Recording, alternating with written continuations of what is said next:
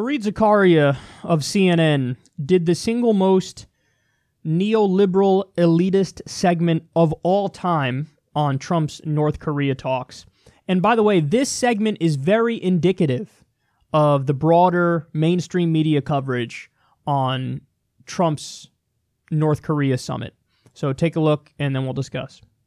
Lee Kuan Yew often said to me, America will remain the world's dominant power in the 21st century only if it is the dominant Pacific power. Lee, the founder of modern Singapore and one of the smartest strategic minds I've ever met, spoke about this issue late in life as he worried about the breakdown of the stability that had allowed for the extraordinary global growth of the last half-century. The key, he was certain, was deep American engagement in Asia, which was quickly becoming the center of global economics and power. Alas, Donald Trump appears to be doing everything he can to violate Lee's dictum. The media got the Singapore summit wrong. The real headline should have been, U.S. weakens its 70-year alliance with South Korea. The most striking elements of Trump's initiative were not simply that he lavished praise on North Korea's dictator, Kim Jong-un, but that he announced the cancellation of military exercises with South Korea, adopting North Korea's own rhetoric by calling them provocative. The president must have missed his briefing. In fact, it is North Korea that provokes and threatens South Korea, as it has done since it first invaded the South in 1950. North Korea is believed to have around 1 million active duty troops, almost double the South, and has constructed perhaps as many as 20 tunnels to mount a surprise invasion. It also has more than 6,000 pieces of artillery that can reach South Korea, including some whose range is so long that 32.5 million people are in danger, more than half the country's population, according to a study by the RAND Corporation. RAND cites a 2006 figure from the Defense Department estimating that in the event of war using simply artillery, North Korea would kill 250,000 people in Seoul alone. Of course, North Korea now also has up to 60 nuclear bombs, complete with the missiles that could potentially deliver them to the South. South Korea's war games with the United States, as President Trump calls them, are not war games at all, but a necessary set of defensive exercises undertaken in the shadow of an aggressive adversary. Even worse, Trump signaled that he would like to end the American troop presence in South Korea. He is wrong that this would save money unless he plans to demobilize those troops, since South Korea covers almost half the costs of U.S. troops stationed there. But that is beside the point. Through bitter experience, the United States has found it's much better to have troops ready, battle-trained, and with knowledge of the local geography, rather than keeping them all in the U.S. only to be sent abroad when trouble breaks out. A few commentators have pointed out that the big winner of the Singapore summit was the great power that wasn't even there, China. That's exactly right. Consider what China has always wanted: the stabilization and security of North Korea and the removal of American troops from Asia, especially from the mainland. For China, the Trump administration has been the gift that keeps on giving. Even when Trump confronts China, as he has on trade now, he has totally undermined his own efforts by alienating America's allies in Europe and Japan, rather than having them join together to put collective pressure on China. And don't forget, Trump began his term in office by pulling out of the Trans-Pacific Partnership, which was created specifically to stand as an alternative to the Chinese market and a bulwark against Chinese power. Now the rules of the road are being written in Asia, and they are being written in Mandarin. Lee Kuan Yew was right. The long game for the United States over the next few decades is how to handle the rise of China. And right now, we are quitting the field. You know, that was one of the worst segments I've ever seen. The whole framework of that is like, okay, how can I flatter the national security state in the U.S. and the establishment, and just have a default assumption that everything they say is correct? So he starts out by saying, oh, the summit was so bad because it's the U.S. weakening our alliance with South Korea. Fareed, have you seen the poll numbers? people in South Korea and the South Korean government are happy about what happened because they've lived under the threat of war. North Korea and South Korea are technically still at war. You know, I guess recently they just ended it, but like they've technically on paper, it never ended. And they've always been, one's been afraid of the other and the other's been afraid of the other.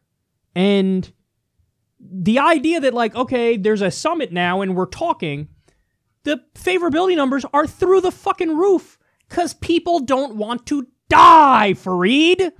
So the idea of like, oh, the U.S. weakened their alliance with South Korea. If anything, we strengthened it. That's what happened. So they're for it. And by the way, there's a left-wing government in South Korea that is totally for peace. They're for it.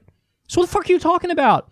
This is just a stupid fucking deep state pablum that they repeat that's not anywhere near true, but it just feels true to them because it flatters U.S. power, so they regurgitate it.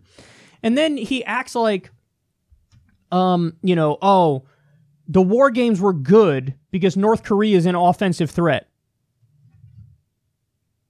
Dude, I don't know what to say other than you're just wrong. They can't keep the fucking lights on at night or flush the toilets. They're a dirt poor country. Their military budget is 37 cents and a Pop-Tart. Come on, man. We're the biggest military that's ever existed in human history. You think North Korea really thinks? You think Kim Jong-un behind closed doors is like, yeah, we could take on the South and the U.S. by extension? They don't think that. They're nowhere near thinking. They know it's mutually assured destruction. If I do anything to them, they immediately launch on us and kill all of us.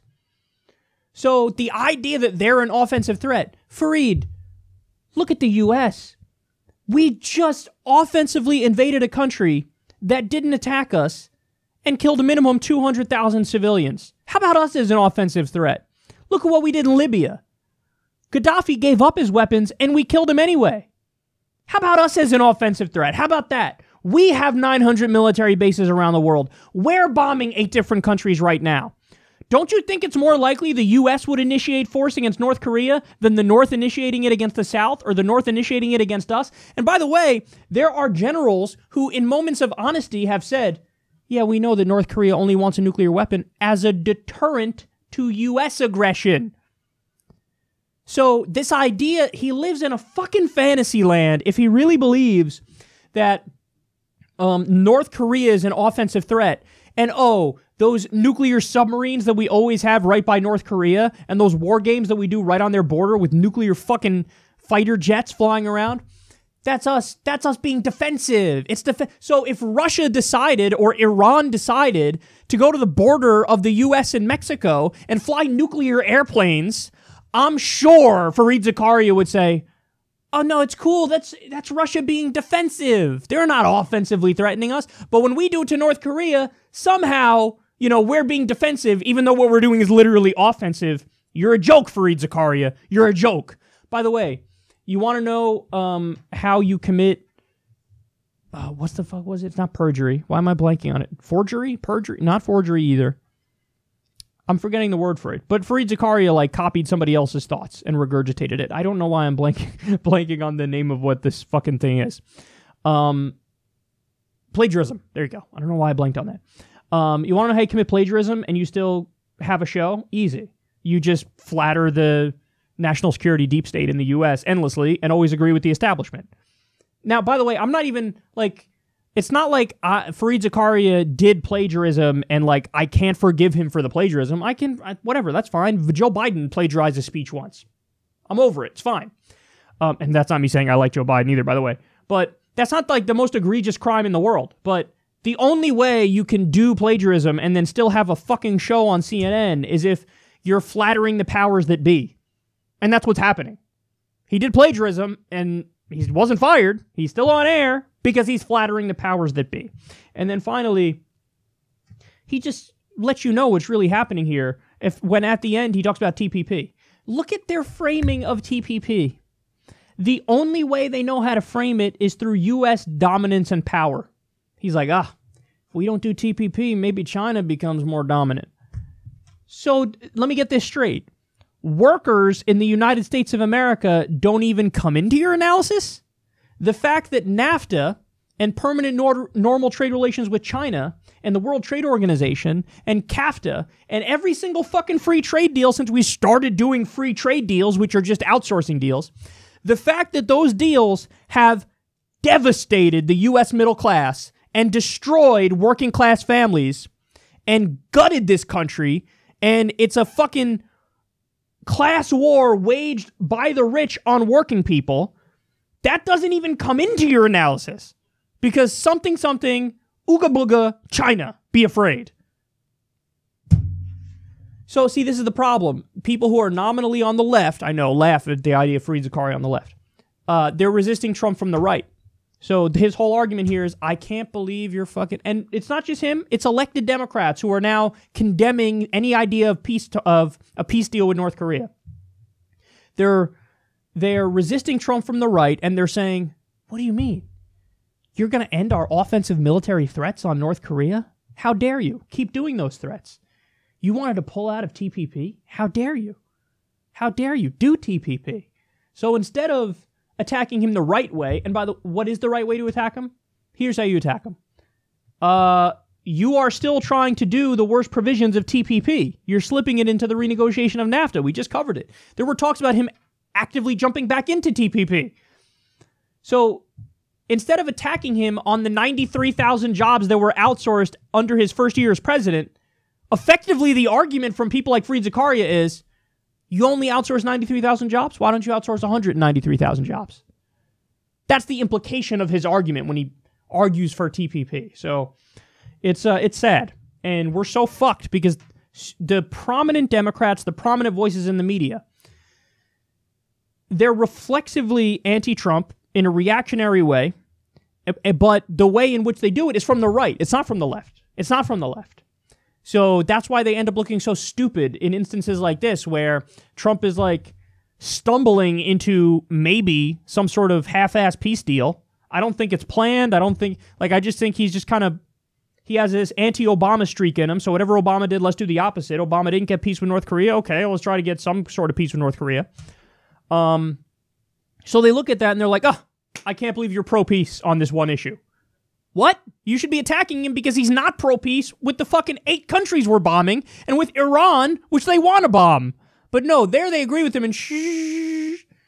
But on issues like North Korea, oh my God, you should be hawkish, not maybe de-escalate the situation. So it's pathetic. It really is. And Fareed Zakaria, man, he used to not be that terrible. Now this is just objectively shitty.